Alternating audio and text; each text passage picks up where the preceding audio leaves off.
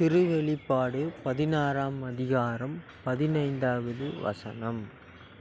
இதோ நான் திருடனைப் போல வருகிறேன். தாங்கள் ஆடையின்றி நடப்பதையும் பிறந்த மேனியாய் இருப்பதையும் பிறர் பார்த்திடாதவாறு தங்களின் ஆடைகளை ஆயத்தமாக வைத்து நடப்போரும் விழிப்பாய் இருப்போரும் பேறு பெற்றோர். இந்த வசனங்களிலே திருடனைப் போல கடவுள் வருவதாக சொல்லியிருக்கிறார். அவ்வாறு வரும்போது நாம் பரிசுத்தமாக இருந்தால் விண்ணேற்பு அடைவோம் என்றும் அவர் உணர்த்தியிருக்கிறார்.